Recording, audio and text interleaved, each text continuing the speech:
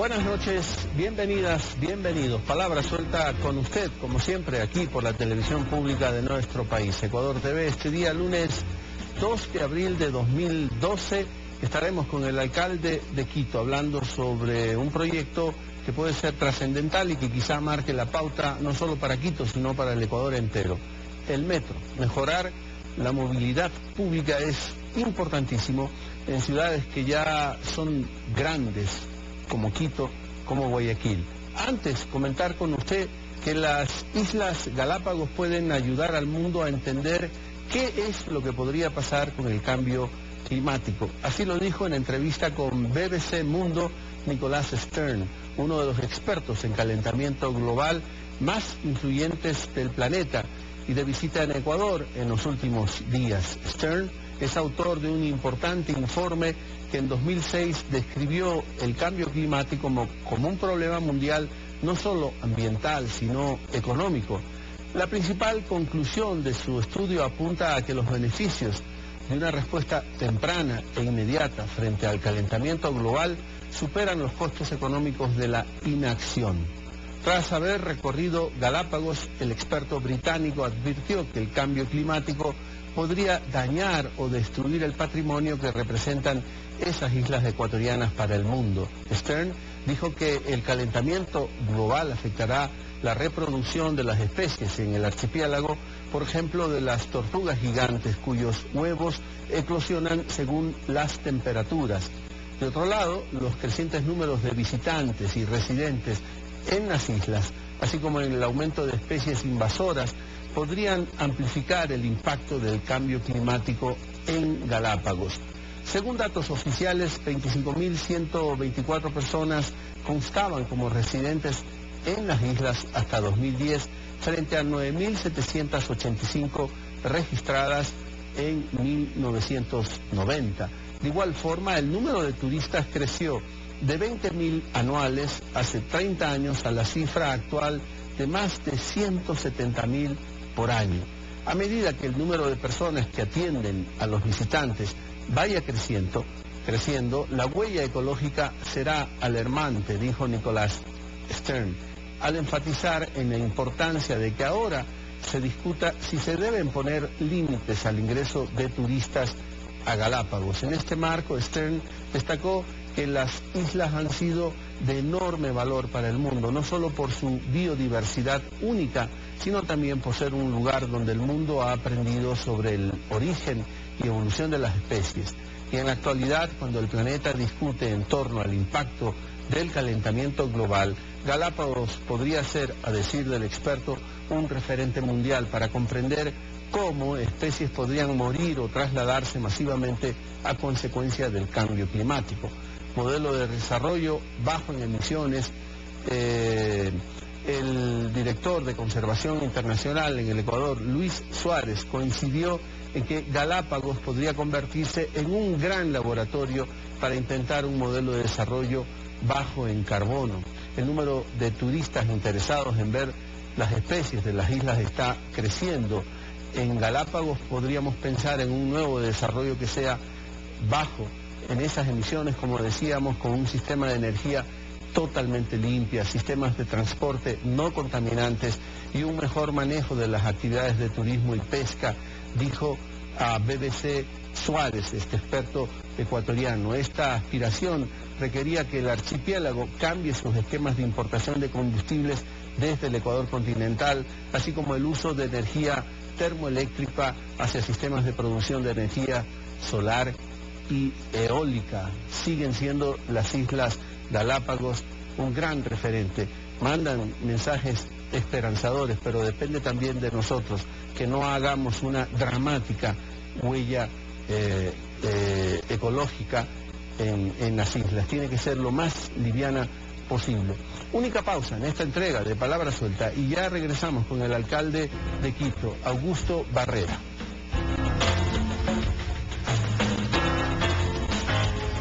Estar bien en este espacio. Y por eso nos acompaña el alcalde de Quito, es el doctor Augusto Barrera, doctor en medicina con estudios en política también. Es raro ver a un alcalde, por ejemplo, entendiendo al filósofo ecuatoriano Bolívar Echeverría y el etos, por ejemplo, el etos barroco. No es sencillo, Augusto, bienvenido, gracias por estar. Entenderlo a Bolívar Echeverría es una cuestión compleja. Pero fascinante, ¿no? Un saludo para todos. Sí, yo pasé de la medicina a las ciencias sociales, a la politología, y después muchos años en los temas de desarrollo urbano, ¿no? Ajá.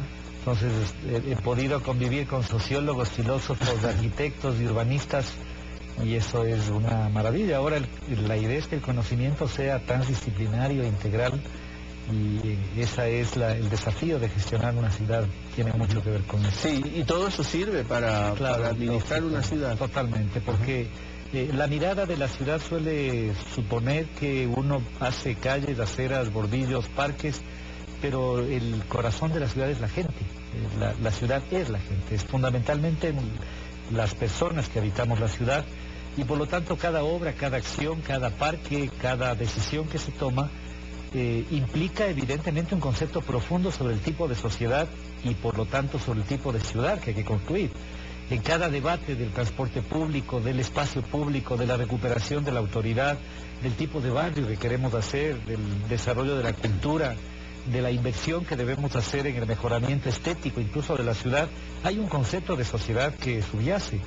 Es la única manera de poder encarar integralmente el desafío, ¿no? La gestión de la ciudad no es un problema técnico, no es un problema ingenieril, aunque también es un problema tecnológico, pero es fundamentalmente un problema del tipo de sociedad que debemos desarrollar. Y hay que resolver, sí, el tema del agua, el tema de las aguas servidas, todos esos temas son claves en una ciudad, pero la cuestión estética de la ciudad forma parte de esa ciudad amable que todo el mundo quiere construir, en el que todo el mundo quiere vivir. Y tiene que ver mucho con el grado de igualdad, de equidad de las ciudades, y tiene que ver mucho con el nivel de apropiación de la ciudad. Mira, nosotros tenemos en América Latina unas ciudades que son absolutamente polarizadas, en donde un pedazo de la ciudad es lindo, precioso, turístico, con todos los servicios, y caminas unos kilómetros y encuentras una ciudad desolada, abandonada, insegura. Esta ciudad polarizada, que de alguna manera es el tipo de ciudad que produjo un modelo, una forma, tiene que ser revertida. Nosotros creemos mucho en una ciudad equitativa. Y un componente clave en la equidad de la ciudad es que la calidad y la estética de los espacios públicos y de la propia ciudad se redistribuya. Cuando hemos dado una pelea por los bulevares, y no solo el de las Naciones Unidas, sino la 24 de mayo, pero también Cotocollao y también Chillogallo, estamos pensando que el disfrute de la ciudad, que el derecho a la ciudad es una cosa de todos los ciudadanos, no solo de aquellos que viven en un sitio. Cuando trabajamos y peleamos fuerte por tener equidad de acceso a agua y alcantarillado, y Quito en esto está muy bien, ¿no? Tú ves contrastes enormes. Guayaquil tiene 60 y algo % de alcantarillado, nosotros estamos sobre el 90 y pico %, y en estos 2 años vamos a tener niveles del 95%. Ese derecho a la ciudad, ese acceso básico tiene que ser distribuido equitativamente. Entonces, el tema de la estética, el tema del derecho a la ciudad, que es un concepto que está consagrado, nuestra Constitución es una de las pocas constituciones del mundo que incorpora el derecho a la ciudad como un derecho incluso colectivo. La ciudad no es solamente la apropiación de la plusvalía, no es solamente el tema individual, incluye el derecho al transporte, al disfrute, a la solidaridad, al afecto, a la apropiación del espacio público, y ese es en definitiva el núcleo duro con el cual gestionamos la ciudad. Pequeños temas sacados más bien de esta primera intervención, Augusto. El tema de los bulevares. Realmente resulta inconcebible que, por ejemplo, se hayan entregado espacios públicos, así porque sí, graciosamente. Y con yapa, como sí, para usarlos. Decías, o lo leí antes, la semana pasada recientemente, el del CCI es fácil recuperar porque incluso se han apropiado de más áreas de las que se les habían otorgado. Más complejo es el del Quicentro. A ver, son esos dos casos en los cuales, una vez que tenemos la decisión absoluta de recuperación mediante consejo, decisión del Consejo. Sí, pero digamos, yo ya había adelantado, yo llevé al Consejo esta decisión porque además estoy convencido de que esto es mi deber. He dicho, no quiero pelearme con nadie, pero voy a hacer respetar la autoridad pública. En ambos casos lo que se ha permitido es un uso del espacio público. Probablemente la gente ni siquiera lo sabe, pero en ambos casos tenemos estacionamientos e incluso construcciones en el subsuelo, en uno de los casos en espacio público. Es inadmisible, pueden poner todas las justificaciones si sabía lo que sea, pero es inadmisible que se haya establecido incluso compromisos de gestionar para vender el subsuelo público. Esto me parece insólito. Nosotros ahora estamos poniendo esto en orden porque no es justo, y además eso tiene que ver con lo que hablaba hace un momento Javier, con la equidad. A un hombre o mujer pobre de un barrio se le impone una línea de fábrica.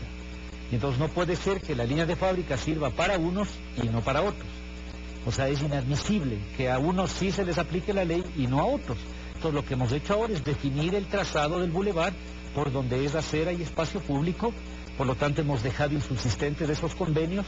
En el caso del convenio con el CCI, ventajosamente hay una cláusula que dice: cuando se establezca el trazado definitivo, aplicamos esa cláusula, convenio terminado, por aquí viene la vía, salados. En el caso del Quicentro es más complicado porque hay construcciones que están en el subsuelo público y esas tienen que implicar una compensación significativa para la ciudad del espacio ocupado. Estos son casos que nos ha tocado, porque claro, la ventaja es que no estamos sometidos a ningún interés. Gestionar la ciudad desde la profunda alegría de la libertad más absoluta de conciencia es una cosa tremendamente positiva.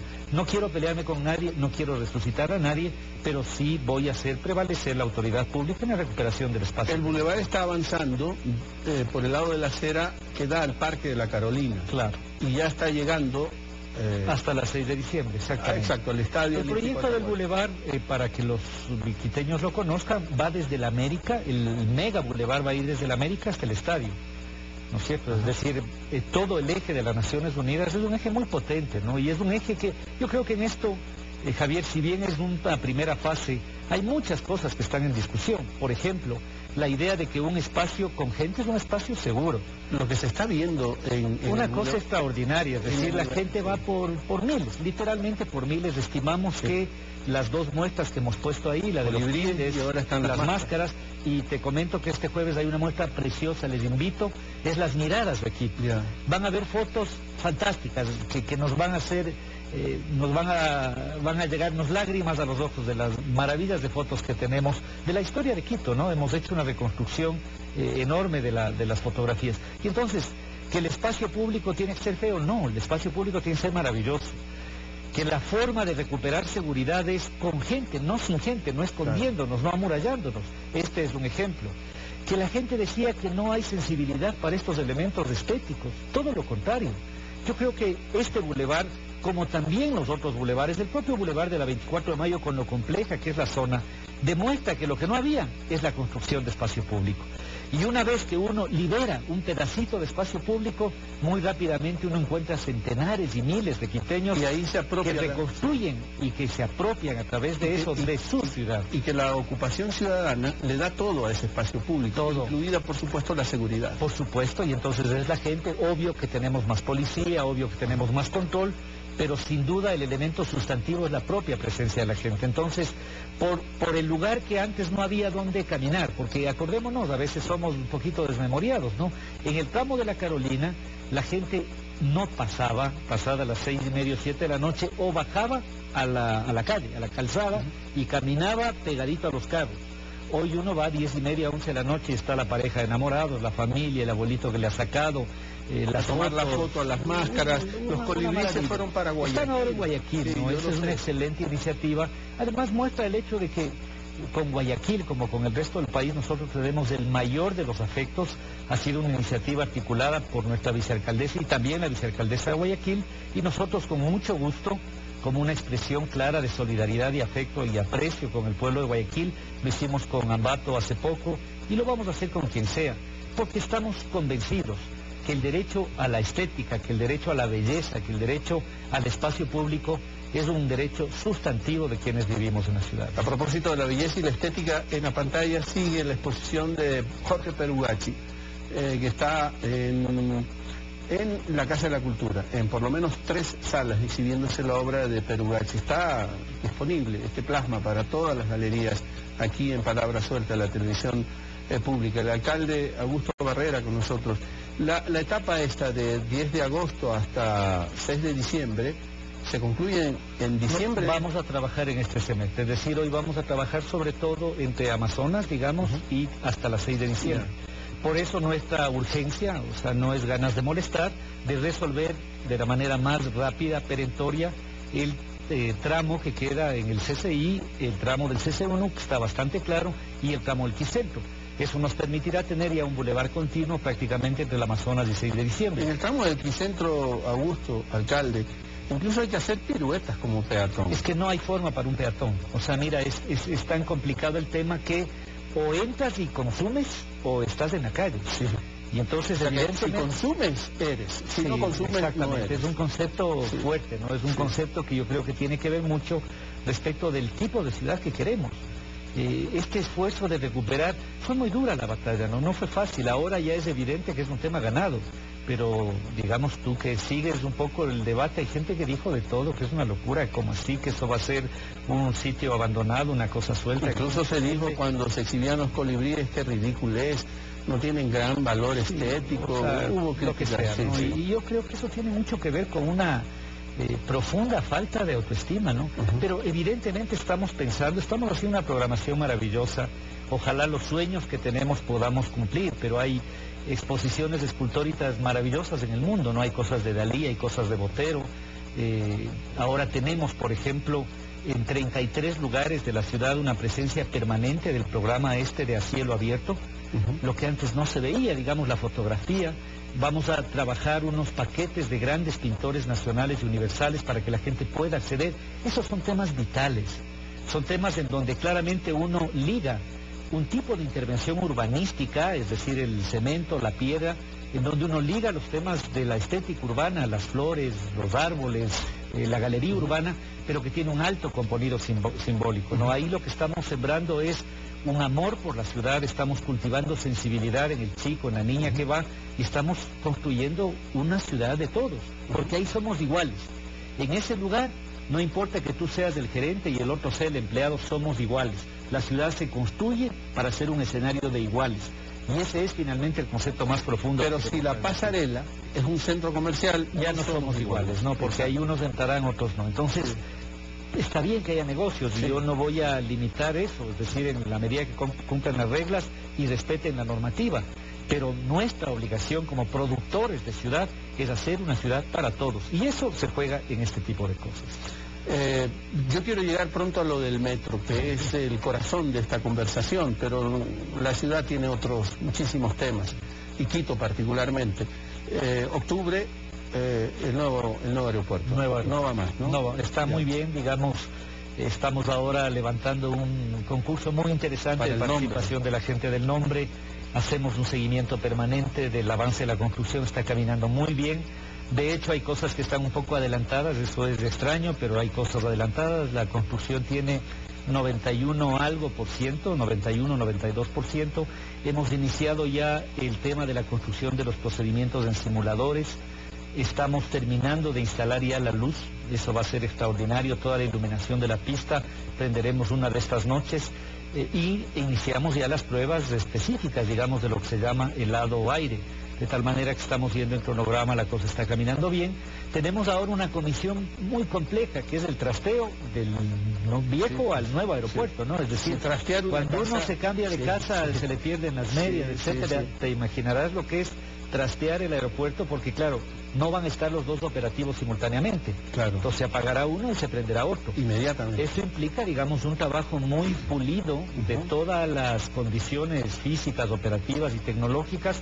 Entonces tenemos una comisión como de 2 instituciones, la policía, la aduana, la vigilancia, los temas de carga, los temas operativos. Estamos ya en esta fase. Es un esfuerzo gigantesco, pero realmente maravilloso, ¿no? Es decir, la oportunidad que la ciudad va a tener de trasladar el aeropuerto, generar un nuevo polo y al mismo tiempo tener cerca de 150 hectáreas de parque y equipamiento público es una oportunidad extraordinaria, única, que la va a vivir Quito durante. Y todo lo que se libera en esa zona hoy de Quito, ¿no? En la zona norte, se va a liberar muchísimo. Mucho, son casi 150 hectáreas. Para hacernos una idea, el parque del aeropuerto es aproximadamente, es un poco más del doble de la Carolina. Es decir, la gente que vive en el norte, digamos... ¿Sabe lo que es el Parque La Carolina? Sí, bueno, la Carolina es una maravilla, vamos a tener ahí 2 Carolinas, digamos, con además una cantidad de elementos y equipamientos muy importantes, ¿no? Vamos a mejorar la traza vial, el aeropuerto tiene un efecto de muralla, digamos, entre el occidente y el oriente del norte de la ciudad, entonces tienes que dar la vuelta por la Ye o por la Tuciño. Hoy vamos a tener dos vías que van a cruzar el aeropuerto, con lo cual se mejorará mucho el tema del tráfico. Y el metro va a terminar ahí. Y el metro, efectivamente, su estación norte, digamos su cabecera norte, comienza precisamente en la estación de Labrador, que se comenzará a construir prácticamente apenas se abandone el aeropuerto. O sea que la gente desde Quitumbe, en 34 minutos, va a estar en Labrador. Eso es extraordinario, ¿no? Es decir, la modelización, que es una cosa muy precisa, ¿no? Yo realmente, bueno, uno oye cualquier cosa, pero el nivel de detalle, de profundidad, de los estudios y de la modelización que se ha hecho es extraordinaria. Entre la estación de Labrador y la estación de Quitumbe, es decir, a lo largo de 15 estaciones, se hacen 33 minutos, 50 y algo de segundos, 34 minutos para prácticamente cruzarse la ciudad. Ese trayecto hoy hacemos en transporte público más o menos en 2 horas y media, pero probablemente en transporte privado nos puede tomar 1 hora y media o 2. Cuando tú multiplicas eso por los 400.000 viajes al día, evidentemente a cientos de miles de personas cada día le vamos a devolver años de vida. Le vamos a devolver 1 hora, 2 horas, 3 horas de vida que uno puede producir, ir a leer, estar con los chicos, no hacer nada, trabajar, lo que sea. Pero antes de profundizar en lo del metro, alcalde, terminemos el aeropuerto, porque hay la cuestión de las rutas. Debe ser cansado tener que explicar nuevamente eso, todas las veces lo mismo, ya lo sé, pero así como está más avanzado el aeropuerto, y esto es extraordinario, ¿cómo está lo de las rutas? ¿También tenemos más avanzada la cuestión? Sí, claro. A ver, tenemos en este momento las decisiones que tomamos. Son, por un lado, la construcción con el gobierno nacional de la ampliación de la Panamericana Norte y de la ruta Colliers-Aeropuerto. Esa vía está en pleno proceso constructivo. Sí. Debo decir, porque la que sale por Calderón. Esa sale por Calderón. Yo esto dije el primer día de que me posesioné, no puedo hacer milagros. Nosotros, cuando comenzamos, y eso lo sabe la gente, no teníamos ni estudio para una vía. Un estudio para una vía de esta complejidad, cualquiera que sea, se demora 1 año, 1 año y medio. El financiamiento, la concepción del financiamiento, el inicio de la obra, demora el tiempo que hemos estado. O sea, esto no puedo mentirle a la gente. Esa obra estará aproximadamente en el 2013. Por lo tanto, el acceso desde esa zona tendrá, evidentemente, un desfase. Está bastante mejor la repotenciación de la E35. No olvidemos que el aeropuerto de Quito es un aeropuerto de pasajeros, pero fuertemente también de carga. De hecho, no solo salen 5 millones de pasajeros, sino más de 250.000 toneladas de carga, que en su mayoría son flores, que en su mayoría vienen del norte. Están ahí cerca, más exactamente. Cerca. Entonces la idea sería que se va a repotenciar la E35, que es la vía que va, si uno viene del norte, de Santa Rosa de Cuzubamba, ¿no es cierto? Llegamos hasta la Ye de Pipo y de ahí tendríamos 6 carriles hasta el conector de Alpachaca. Esa es una vía que nos permite una gran cantidad de la carga que viene básicamente del norte, y esa va a estar lista. Es decir, eso me parece que está listo, va a coincidir aproximadamente hasta octubre. Y hoy estamos en pleno proceso, prácticamente estamos cerrando ya la licitación de la ruta Viva, que es la ruta que baja, digamos, desde la avenida Simón Bolívar, por toda la zona de la Primavera, etcétera, Nuevo Puente del San Pedro, el Chiche. Y con los nuevos pasos para evacuar rápido. Exactamente, con todos los escalones de la interoceánica. La primera fase estaremos en obras, yo calculo, más o menos de 1 mes y medio. Estamos cerrando la fase de precontractual y la otra será prácticamente de manera inmediata. Esa no va a estar lista, también vamos a tener un desfase. Entonces, en la práctica lo que vamos a tener es bastante resuelto el tema de la carga, construyéndose los 2 accesos, que tendremos un desfase. O sea, en ese desfase la gente tiene que prepararse, sí, la usuaria hay que prepararse para eso. Le va a demandar más tiempo llegar al aeropuerto. Pero a ver, estamos en este momento interviniendo en la interoceánica para repotenciar la red vial. Entonces tenemos ahí algunas cosas, vamos a mejorar el eje de la subida y bajada de Nayón, hemos mejorado la Francisco de Orellana, vamos a hacer 2 intercambiadores en la interoceánica, en el redondel de las Bañistas y en el redondel de Arauqui, de tal manera que se mantenga el flujo continuo. Vamos a evitar el caos que ahora es la interoceánica, giros a la izquierda, semáforos en cualquier lado, el bus para donde sea, de tal manera que tengamos una operación especial de la interoceánica que facilite y mejore el flujo a la interoceánica. Y estamos trabajando ya con Kipor, con el concesionario, un modelo de autobús expreso para que uno pueda hacer el check-in en la ciudad. Digamos, estamos definiendo si en el propio Mariscal Sucre o tal vez en un lugar, y entonces el tiempo que uno pasa a veces en espera, ganaríamos haciendo el check-in y yendo rápidamente a través de un mecanismo de un bus expreso. Voy a la sala de embarque. Exactamente, es decir, que eso ocurre en otros aeropuertos y lugares del mundo. En definitiva, estamos trabajando las soluciones estructurales y no hemos perdido un día desde que llegamos, pero no puedo hacer milagros. O sea, si no tengo estudio y plata, no me puedo inventar una vía. Y al mismo tiempo mejorando la parte de carga y desarrollando un plan específico. Tal vez es importante para que nos dimensionemos, porque claro, la gente dice, esto va a ser el caos. El aeropuerto implica una demanda de cerca de 5.000 vehículos, 5.000 vehículos, de los cuales una buena mitad son de carga que no van a venir a Quito, van a ir por la E35. Esto quiere decir que el aeropuerto implicará, digamos, unos 3.000 vehículos para el destino de pasajeros. Si uno compara eso con los 50.000 vehículos que ya se mueven por la interoceánica, el nivel de impacto, ¿no es cierto?, está en un orden del 8 al 10%. O sea, esto es importante que lo ubiquemos, ¿no?, porque hay gente que le encantan los apocalipsis. Entonces dice, el aeropuerto va a ser el caos. No, el aeropuerto va a implicar un problema de aproximadamente el 8 o 10% de la gestión actual de la interoceánica. Por eso tenemos que resolver no solo el acceso al aeropuerto, sino un nuevo acceso a Cumbayá y Tumbaco a través de la Ruta Viva. Y por eso vamos a tener un plan para mitigar los efectos de ese incremento vehicular. Entonces, hacemos las cosas de la manera más técnica, más racional, procurando, evidentemente, en las limitaciones que hemos heredado, que la gente tenga las mejores condiciones. Limitaciones que hemos heredado, es que en el discurso se van soltando temas, ¿no? También voy a tocar luego esto de a cielo abierto, las exposiciones más bien artísticas y culturales, empatándolo con una película de un cineasta ecuatoriano, el Pocho Álvarez, a cielo abierto, derechos minados, que tiene que ver con lo de la minería. Sí, con la minería. Y quizá recabe una opinión sobre el tema, ¿no?, si nos queda el tiempo. El otro tema, lo que hemos heredado. Yo sé positivamente que el gobierno local se partió en fundaciones y en corporaciones. Casi no teníamos municipio.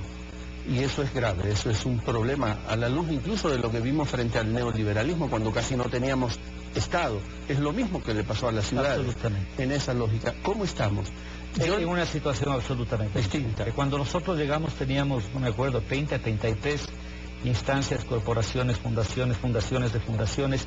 Pero eso ha tenido dos graves problemas, ¿no? El uno es que debilita la autoridad y el sentido estratégico de lo público. Debilita terriblemente. Mira, el tema de seguridad y el tema de riesgos. Había una unidad por aquí, otra cosa por acá. El tema de cultura, había una oficina que era medio de derecho privado. El propio tema que salió hace un tiempo, no por interés mío, sino de una auditoría de Contraloría, ¿no? Es decir, de la empresa de desarrollo urbano, ¿no? Un señor que, digamos, compró, o sea, eso dice un informe final de Contraloría que está en predeterminación de responsabilidades, cajas de whisky, aromaterapia, masajes, baby showers, cena del gerente. O sea, perdóname, es decir, esto es inadmisible. Porque aquí hay dos temas, digamos, hay una discusión ética de esos temas, que no es una discusión ideológica del modelo de gestión. Si alguien quiere defender ese tipo de acciones, que lo haga. Pero, perdóname, público o privado, nadie puede gastar un centavo del pueblo en cajas de whisky. O sea, perdóname, quieren defender eso, que lo hagan. He visto el informe de Contraloría, Johnny Walker negro. Sí, además se trataban bien, ¿no? Y el otro tema sí puede ser un tema de discusión sobre el cual yo he tenido esta posición. Mira, probablemente, por ejemplo, el desarrollo turístico sí implique y sea bueno un modelo mixto. Pero, por ejemplo, hacer alcantarillado, agua potable, desarrollar actividades vitales, digamos, como los propios temas de movilidad y transporte, evidentemente deben implicar una fuerte autoridad pública. Este esfuerzo hemos hecho consolidando una estructura en el propio Consejo de Buenas Comisiones, en la parte administrativa de secretarías y en la parte ejecutiva de empresas públicas. Hoy el municipio está en otro momento, absolutamente en otro momento. Y yo puedo asegurar además que este es un modelo más eficaz, porque si no, que me digan dónde están las vías, que me digan dónde está la eficacia del aeropuerto cuando renegociamos y restituimos para la ciudad 800 millones de dólares, 800 millones de dólares. Porque antes, en este modelito, las tasas que pagamos todos eran considerados aporte privado, perdóname, a tomadura de pelo. Las tasas que pagamos todos en el aeropuerto eran considerados aporte del concesionario. Nosotros logramos que esas tasas sean considerados públicos y ahora somos dueños del 26% del nuevo aeropuerto, lo que nos permite tener ingresos que nos van a ayudar a financiar el metro. Entonces, esta es la manera de que con una actitud nítida, pulcra de defensa de lo público, abonamos precisamente los proyectos. ¿Y qué es lo que explica, Augusto, de la manera más sincera y honesta posible, que se haya definido el aeropuerto es este y no se definieron las rutas para llegar a él? Mira, yo creo que hay probablemente terribles límites en los temas de planificación, probablemente muchas presiones en el trayecto de la vía. Yo fui concejal y puedo decir claramente que cuando discutimos eso, existía una prelación, es decir, un conjunto de prioridades, y la primera prioridad era la construcción de lo que hoy es la Ruta Viva y antes se llamaba la Ruta Sur. Ya habría que preguntar, digamos, a quienes tenían la decisión, cuáles fueron las razones que hicieron que después de 9 años de administración, no de 2 o de 3, no tengamos estudios, Javier. Sí, esto yo sé que a alguna gente le revira el hígado y le genera canas y le sube la acidez hasta la cabeza, pero es la verdad. Cuando yo comencé, había un frente en contra de la ruta, un frente. No había estudios y no había un medio para hacer la vía. O sea, esta ruta no me la pasas porque me afecta a mis intereses. Hoy es muy probable. Hoy tenemos ruta, hoy tenemos plata para hacer y estamos a punto de iniciar el proceso. Hemos tenido que enfrentar 5 o 6 meses que no había cómo hacer el estudio topográfico, hicimos el prediseño, el diseño, fuimos a la CAR, tenemos la plata, hemos resuelto el problema para poder enfrentar. Ahora, alcalde, cuando la Contraloría interviene, y está bien que intervenga, pero también no todo lo que dice en su primer informe la Contraloría es así, claro, lógico.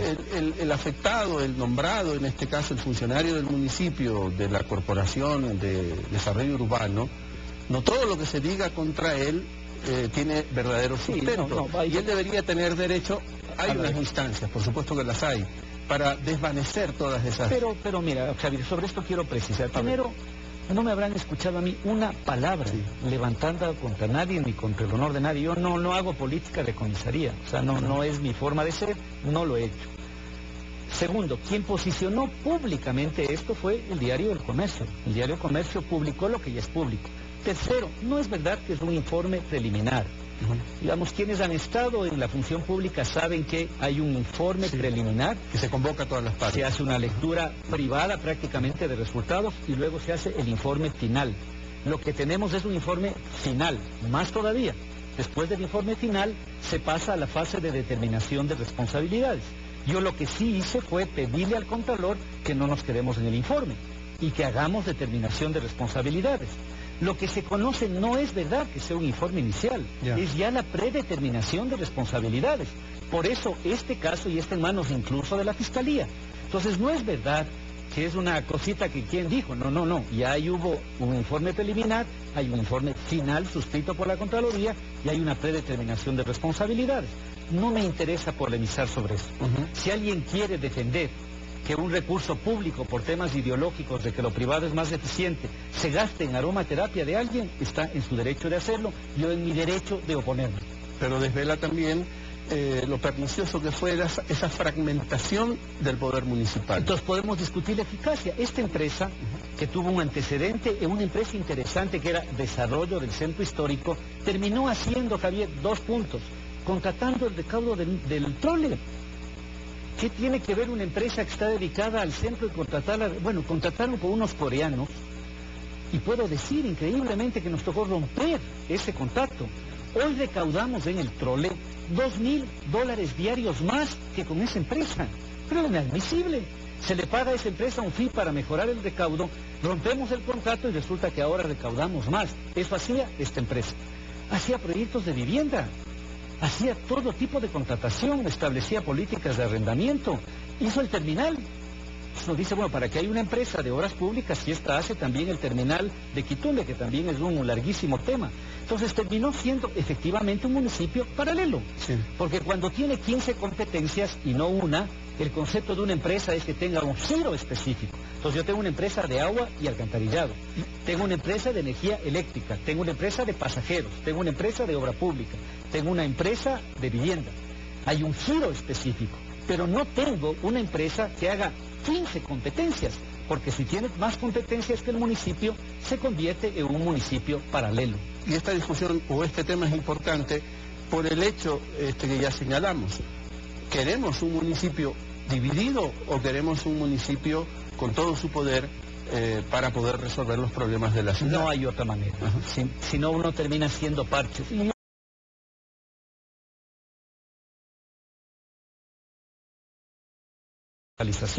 Hemos fortalecido las administraciones. Creo además que las empresas deben tener la autonomía para hacer. O sea, no creo en una cosa trasnochada, digamos, de un modelo estatista de economía planificada de los años 50 o 60. No creo en eso. Pero me parece que lo que se ha hecho era absolutamente el colmo, porque debilita la autoridad y fragmenta en pequeños contratitos y pequeños proyectitos aquello que termina siendo mucho más grave la, entre comillas, solución que la enfermedad. Es decir, terminas en unos líos que son mayores. Eso hemos reorientado absolutamente. Hoy te puedo decir que prácticamente hemos liquidado todo el municipio paralelo y tenemos una estructura pública basada en los procesos de contratación. Liquidar el municipio transparente. Liquidar el municipio paralelo tomó mucho tiempo. Vamos al metro, pero antes éramos parte también de aquellas personas que reclamaban más amabilidad con los peatones y ya están empezando a verse zonas en donde las veredas han sido intervenidas, en donde vamos a empezar luego a disfrutar del soterramiento, del ocultamiento de esos cables y la cuestión avanza. Eso es muy bueno. Digamos, también fue un tema al comienzo difícil, complejo. El tema de las aceras es un tema vital, ¿no? Porque tú hacías en la introducción del programa un símil que puede ser incluso mucho más duro, ¿no? Es decir, uno comienza a tener la idea de que de la puerta de su casa hacia adentro, mármol y alfombra, ¿no?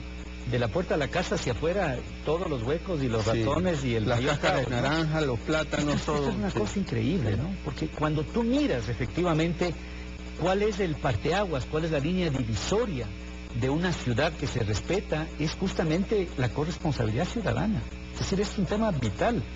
Y eso tiene que ver precisamente por la apropiación de lo público. Lo público no es lo que nos queda entre propiedad privada.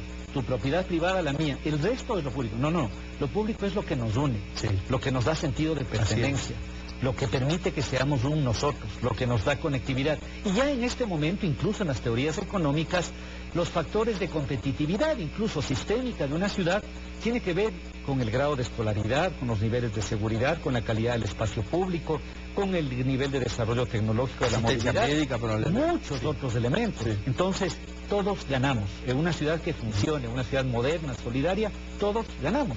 Y la recuperación entonces es vital. Estos elementos que hemos planteado, las aceras destruidas, bueno, estamos interviniendo en eso. Los parques. La gente habrá visto, evidentemente, la enorme transformación en la calidad de mantenimiento de los parques. Por supuesto que heredamos un caos, Javier. Tan grande era el caos que, por ejemplo, algunas piletas y parques que estaban a cargo de Vida para Quito, el rato en que se acababa el contrato de mantenimiento no estaban registradas en otra empresa y en las administraciones.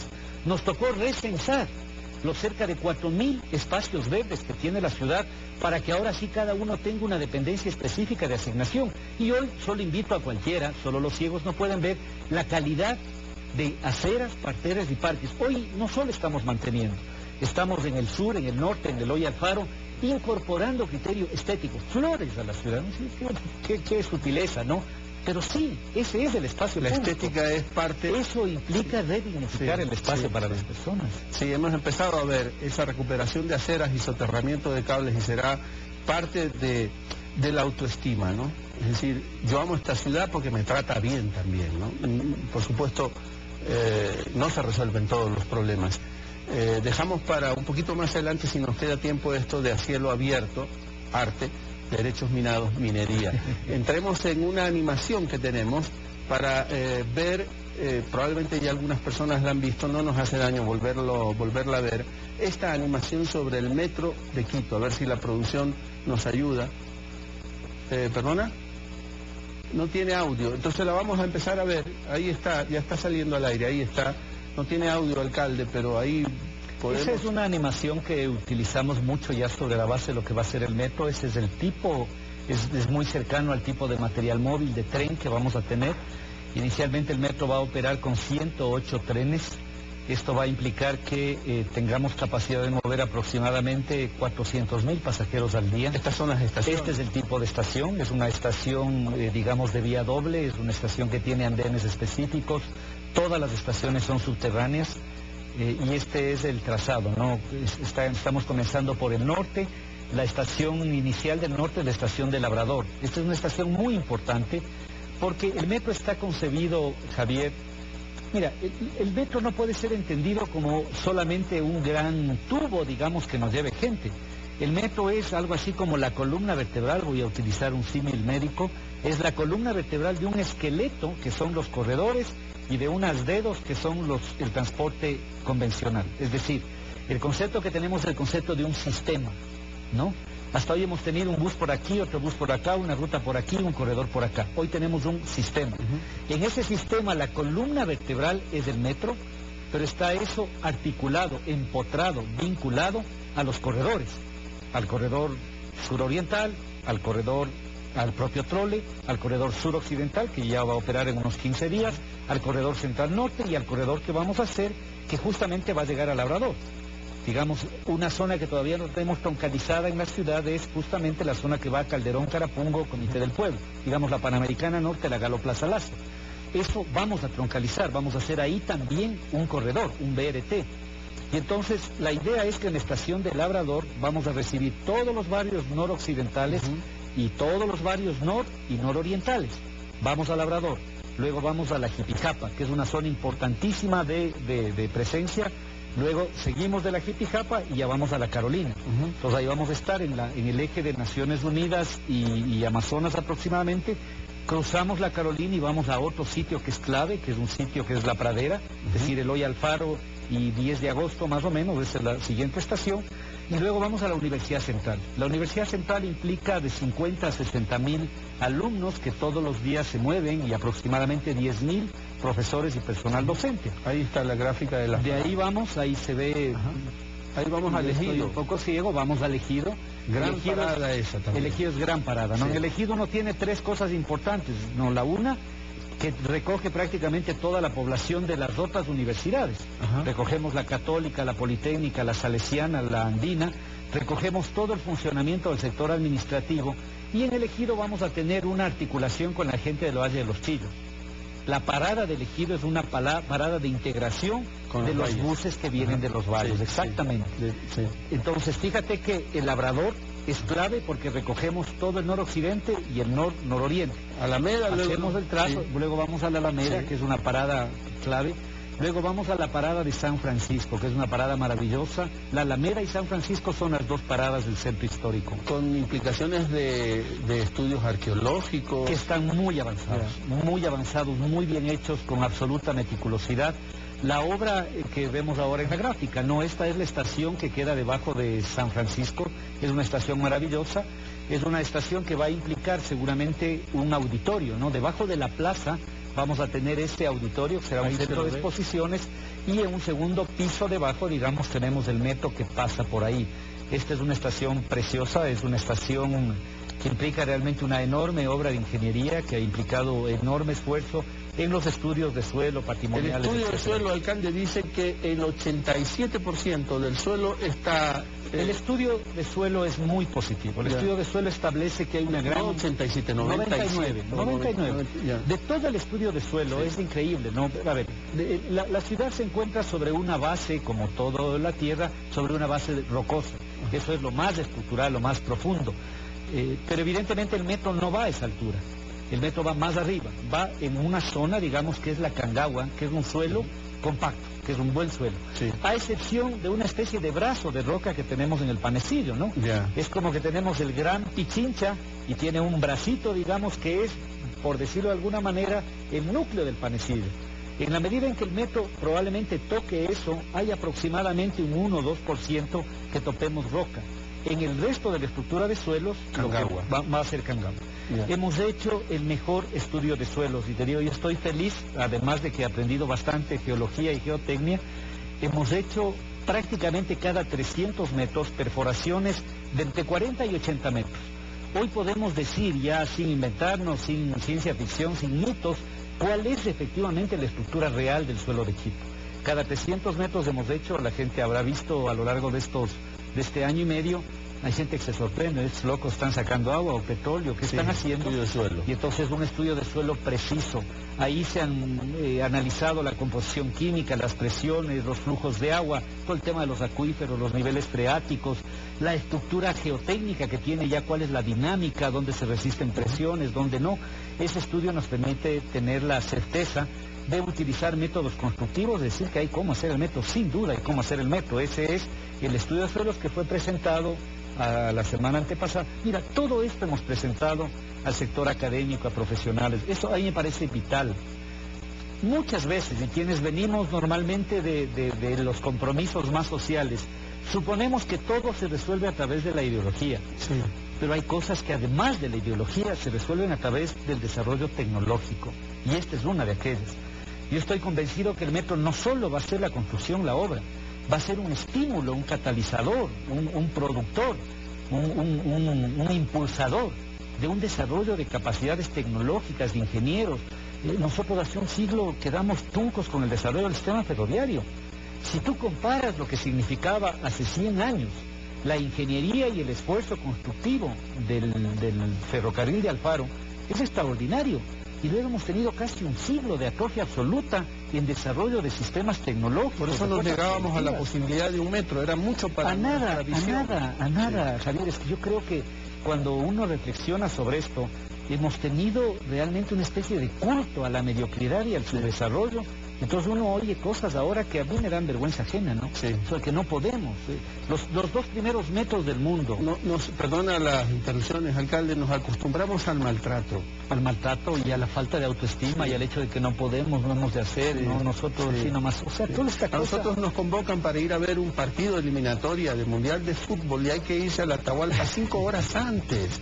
Y no protestamos, creemos que eso es lo normal. Eso es lo normal. Cuando podríamos entrar 15 minutos antes del partido, pero nos hemos acostumbrado a que nos maltraten. Y eso tiene que ver con un factor cultural que hay que transformar. Y yo estoy convencido, creo mucho en la potencia, en la vigor de las nuevas generaciones, que tienen además un mundo de otro tamaño, ¿no? Que tienen un mundo amplio, que conocen mejor las cosas, que saben lo que se puede hacer. Entonces, mira, los primeros metros, los metros de Londres y de Nueva York se hicieron en 1863. O sea, pues cuando uno dice que qué grave, que si podremos o no, son más de 150 años. Sí.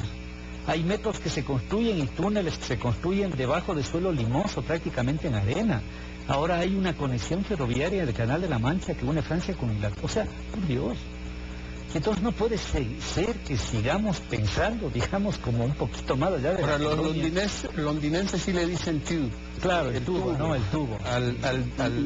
Y en América Latina, el primer metro, que es el subte, el de Buenos Aires, cuyos vagones, incluso algunos funcionan hasta ahora, ¿no? El subte es una maravilla, digamos. Fíjate, esas ciudades si no tendrían sistemas de transporte masivo. De República Dominicana. Acaba de hacerlo, sí. Santo Domingo, y te soy franco. Con todo el cariño que uno puede... Pero es un país con mucho menos recursos que el nuestro. Y lo hicieron en 28 meses, ¿no? Mira, una de las visitas que a mí me obligó y prácticamente me planteó fue justamente con Santo Domingo, porque claro, digamos, tenemos... per cápita, digamos, desarrollos económicos bastante similares, desarrollos de fuerzas productivas, de capacidades, lo hicieron, está ahí. De hecho, hoy están construyendo la línea 2, ¿no? Hoy están construyendo ya la línea 2. Yo creo que el nuestro va a estar mucho más potenciado, porque un elemento que es importantísimo considerar es que no vamos a colocar el metro en medio de un caos del sistema de transporte. Tenemos ya un sistema bastante estructurado. Esto es importante, es decir, si tendríamos el caos de las 100.000 líneas de buses caóticas de hace 15 o 20 años, sería muy riesgoso ir de eso a un metro. Sí. Pero hoy tenemos ya los corredores. Entonces, si tú ves, nos quedamos en la mitad de las estaciones, pero después de la de San Francisco vamos a la estación de la Magdalena. En esa estación de la Magdalena van a venir todos los buses que vienen de los barrios del sur occidente. Pero perdón, alcalde, ahí está. Yo me quedo en la San Francisco si quiero ir al centro histórico, ¿no es cierto? Exactamente.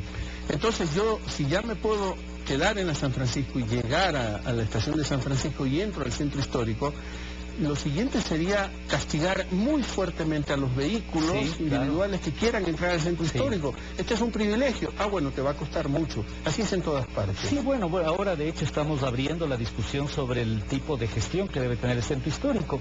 Los centros históricos siempre intentan preservarse, ¿no? Y en la medida en que mejoremos las condiciones de llegada de la gente, eso va a ser obvio, por razones hasta de tiempo. Mira, ¿cuánto tiempo te gastas ahora en buscar un estacionamiento? Tú de cualquier lado, porque si la estación de San Francisco queda más o menos en la mitad. Sí. Esto quiere decir, voy a simplemente hacer una analogía que no es exacta, pero que de un lado y de otro tienes 15 minutos, poquito más, lo cual quiere decir que de cualquiera de los dos extremos puedes terminar haciendo un cuarto de hora hasta llegar a San Francisco. Una maravilla. O sea, es otra cosa. Mira, porque en la ciudad, Javier, las distancias no son espaciales. No, las ciudades son relativamente pequeñas, de un lado a otro hay 15, 20 kilómetros máximo, no son cientos, son básicamente temporales, Sí. y son básicamente segregaciones culturales. Sí, Las distancias en la ciudad son las segregaciones de ricos y pobres y de los que pueden moverse o no pueden moverse. El metro rompe eso. Yo creo que el metro lo que va a hacer es que por fin seamos una ciudad, no los pedazos de ciudad que somos, una ciudad. Es bonito lo que Y que dice. podamos hacer de eso efectivamente Sí. un patrimonio de nosotros. Vuelo en el metro, ¿no? A pesar de que Vuelas voy en el metro, subterráneo. vuelas. Y además está cerca, no Sí. puede estar en el sur o en el norte, pero está cerca. He visto en el Parque de la Carolina, en uno de los estacionamientos que había, que está ocupado por material. ¿Eso es parte del...? No, estaba ahí antes, hicimos ya las perforaciones. Hoy el material que está en uno de los estacionamientos es el campamento del soterramiento de cables de ese polígono. De esa Exactamente. región. Ya, no tiene que ver con él. No tiene que ver, pero ya lo hicimos, ¿no? Tuvimos, creo que 3 perforaciones en la Carolina y tuvimos que cerrar tramos, pero hoy ese es el campamento desde el cual se está haciendo. 2012 empieza la construcción. Comenzamos la construcción. Y 2016 estamos... Aproximadamente, digamos, el proyecto demorará 32, 36 meses, ese es el tiempo que demora el proyecto. La primera fase, que son la construcción del Labrador y de la Magdalena, que son estaciones... Mira, tal vez para cerrar, después de la Magdalena vamos al Recreo.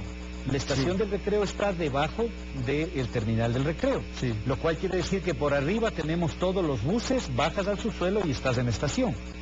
Entonces esto es importantísimo. Luego tenemos 2 estaciones que son muy El importantes. Calzado y Solanda. Exactamente, mira, barrios populosísimos, digamos, centenares de miles de personas, en barrios que probablemente alguien diría, ¿para qué? No, son claves. Luego vamos a la estación de Morán Valverde y finalmente a Quitumbe. La estación de Quitumbe está debajo del terminal interprovincial. Entonces, de todas las estaciones, de las 15 estaciones, la de Quitumbe, tienes arriba buses interprovinciales y llegan allá todos los corredores. Allá llega el suroriental, los alimentadores, el trole, el suroccidental. La estación de la Magdalena llega a toda la cuenca del suroccidente. Para los que conocen bien Quito, digamos, la gente que vive en La Mena, Marcopamba, hasta llegar prácticamente a Chillogallo, puede llegar hasta la Magdalena, baja y toma la estación del metro. La gente que vive alrededor del Valle de los Chillos en la estación del Ejido. Entonces, como tú ves, el metro está engarzado con todo el sistema de corredores. Entonces tú puedes salir de tu casa, tomar un bus, ir a un BRT, ir al metro o ir directamente al metro. La idea es desarrollar un sistema. Ese es el concepto que vamos a desarrollar y tiene eso ventajas extraordinarias. La cantidad de combustible que vamos a dejar de quemar. El tiempo que vamos a devolver a la gente. La amabilidad, la cultura metro, no lo que se llama la cultura metro. En el metro nosotros realmente nos igualamos como ciudadanos. Y podemos decidir ir leyendo, puedo hacer un montón de cosas que el otro sistema. La idea es que cada estación, que todas son subterráneas, son estaciones que sean unas pequeñas obras de arte, unos pequeños museos. Dentro de Moscú. Como el de Moscú, o como es el de Madrid, o como son tantos metros en donde uno baja y realmente uno encuentra un lugar acogedor, un lugar adecuado. Digo además, la implantación de las 15 estaciones son en terrenos públicos o de instituciones públicas, porque ya oye alguien que entonces el costo las no vamos a tener casi que expropiar. Estamos ahora negociando un tramo de las cocheras de Quitumbe, pero prácticamente el resto de la traza no va a tener una gran afectación. Son espacios públicos que van a ser repuestos, ¿no? Porque el método constructivo es que hacemos sobre superficie, cavamos, construimos la estación y arriba se repone todo. De tal manera que en superficie tendrás 2 pequeños accesos, 2 túneles o 3. Pero el tubo no lo veo, ni siquiera. No lo veo siquiera. Claro, es decir, la idea es que hay 3 métodos constructivos. Una parte importante, la mayor será a través de sistemas de tuneladora. Tendremos también sistemas de pantallas y método tradicional. El impacto sobre la ciudad es absolutamente limitado. Es decir, no es que no va a haber impacto, sí va a haber impacto, pero la ciudad funcionará. No es que se caotiza. Absolutamente. Cuando tú ves las fotografías, por ejemplo, de Nueva York, ¿no? Es decir, en donde tienes los ejes viales importantes, la Lexington, la Quinta, etcétera, abiertos durante 3 o 4 años porque se construía a cielo abierto. Es decir, los métodos constructivos de ese entonces era prácticamente abrir la ciudad, entonces generaba un problema enorme. Hoy hay métodos constructivos enormemente desarrollados que permiten que no tengamos impacto. También hemos discutido muy profundamente si debemos hacer, bueno, estirar en superficie es una locura, esto es imposible. El metro va, obviamente, para 0 kilómetros por hora en las paradas, pero desarrolla velocidades de cerca de 100 kilómetros por hora. Por eso su velocidad media es más o menos 40 kilómetros por hora. Si tú quisieras desarrollar esa velocidad en superficie, tendrías que construir una especie de muro de Berlín para confinar el trayecto al metro. O sea, hacerlo en superficie es absurdo. Y pensar en hacerlo por arriba, digamos, en que sea elevado, con un centro histórico como el que tenemos. Imposible. Imposible. Entonces, 40 kilómetros por hora en promedio, solo comparar con los 2 kilómetros por hora que probablemente nos movemos ahora. O sea, digamos, ahora hay tramos de la ciudad que probablemente caminando vamos rápido, más rápido. Alcalde, es que hay que irse despidiendo por los El problema el metro es una cosa apasionante. Sí, es apasionante. Uno se pone a volar ciertamente con el metro. Digo, también no es un problema de tráfico, sino de tiempo, ¿no? Es un problema de tiempo, sí, ¿no? Y en la televisión también es un problema de tiempo. Pero 2 o 3 veces, alcalde, ha mencionado el tema de a cielo abierto, ¿no? La construcción del metro en Nueva York fue a cielo abierto. Pequeña reflexión, ya sé que no es un tema que le compete al alcalde, pero estoy frente a un ser político también, ¿no? La gente tiene temores frente a la minería y hay este planteamiento de la defensa del agua, sobre todo. Y nosotros desarrollaríamos minería en una zona de selva, que no es lo mismo que en un desierto, por ejemplo. ¿Qué opinión tienes? Mira, a ver, yo creo que la necesidad de preservar rigurosamente el ambiente, lo que heredamos, nuestro entorno natural, es un imperativo para cualquier liderazgo político responsable. Creo que cuando hablamos de minería en general, a veces terminamos metiendo todo en el mismo saco. Yo creo que hay que hacer una rigurosa, exhaustiva, análisis de un conjunto de concesiones y de explotaciones que son absolutamente perjudiciales. Estoy pensando en el propio distrito metropolitano. Hay unas canteras infames en las peores condiciones que lo que hacen es permitir que 2 o 3 personas lucren. Entonces yo creo que la necesidad de construir mecanismos que preserven es ineludible. Creo que estamos hablando, en cambio, en este caso a nivel nacional, probablemente de 2 o 3 grandes proyectos mineros, con implicaciones acotadas, específicas, que deben ser absolutamente valoradas y absolutamente analizadas en términos de los temas de mitigación. Pero claro, cuando tú eres gobernante y pones en una balanza, y es un gobierno honrado, las enormes posibilidades que para el desarrollo del país implica una riqueza de esa magnitud, porque claro, uno a veces piensa que la visión es una visión extractivista. No es así. Yo puedo decir claramente, no es así. Mi visión no es extractivista. Pero si puede invertirle al desarrollo de este país 5 o 6 mil millones de dólares, estableciendo proyectos 2 o 3 específicamente acotados y absolutamente vigilados, versus lo que ganamos globalmente y la necesidad de esa remediación, evidentemente vale la pena pensarlo. Entonces creo que el debate, Javier, para terminar, no es un debate de sí o no minería, hay que analizar. Yo te digo, por ejemplo, nosotros aquí en el distrito metropolitano, entre la extensión de la frontera, por ejemplo, de Palma, que se está comiendo el noroccidente, entre una ganadería que a veces es depredadora, y peor todavía, una actividad minera absolutamente depredadora, nosotros hemos declarado toda la zona de Masqui y Pachijal área de protección ecológica, y no vamos a permitir este tipo de explotación, porque hay una lógica costo-beneficio social y ambiental. Estuve en Canadá, alcalde, y es probablemente, si no es el número uno de los países más grandes en actividad minera. No sé, no soy experto en el tema, pero también estuve en Vancouver, dentro de Canadá, y lo que me sorprendía es ver la limpieza de las aguas en los lagos. No sé a qué distancia está esa ciudad de actividades mineras, pero había un tratamiento muy especial en el tema de las aguas. Mira, y por eso no resuelve, no digo que esto resuelva todo el debate, pero sí da pistas por lo menos, ¿no? Mira, yo por eso creo que el planteamiento de minería indiscriminada es equivocado. Y me parece que el haber colocado a veces en el escenario político el debate entre un modelo conservacionista versus un modelo extractivista es la manera más inadecuada de colocar, porque no es así.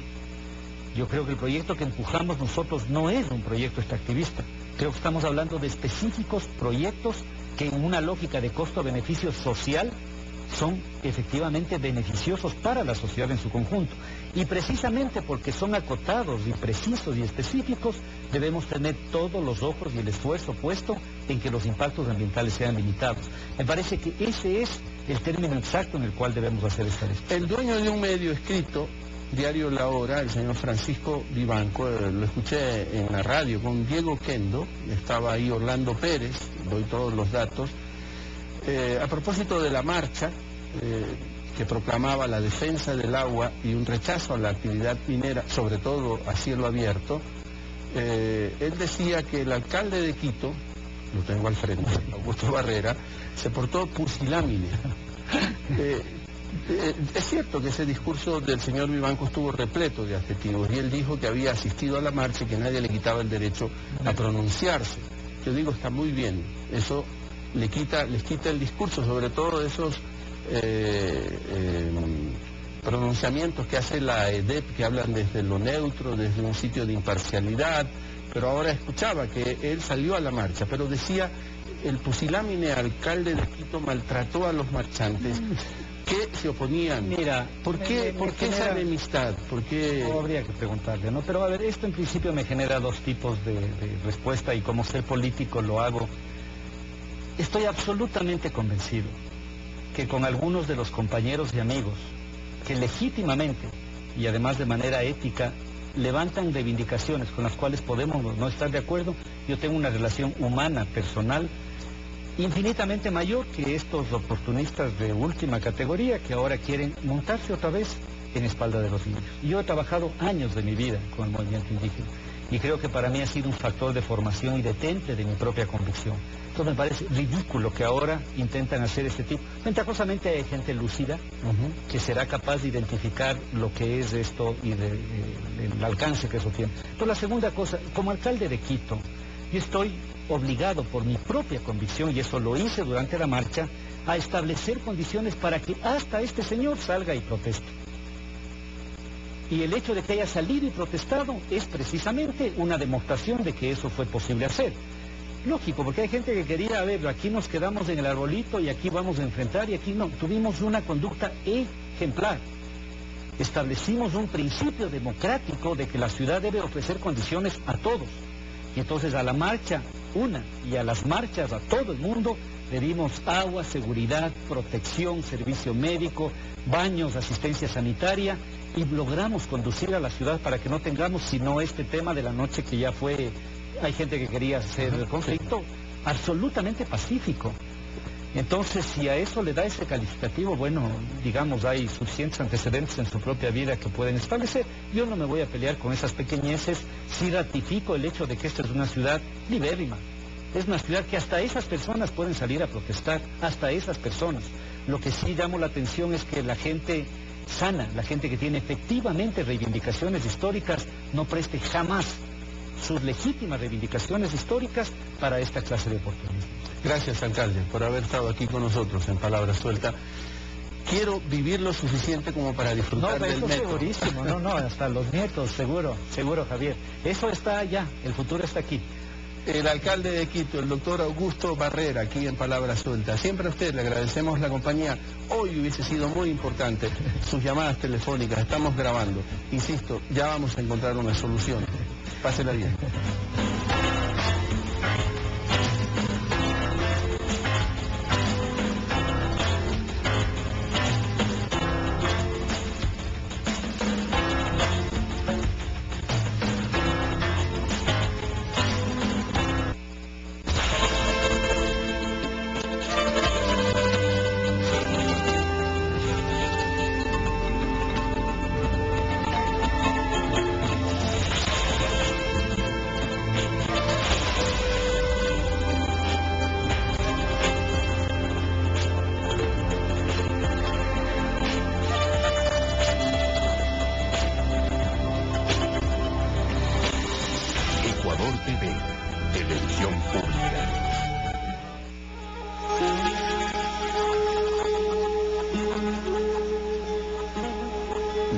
hasta estos lugares que has llenado para siempre con tu presencia.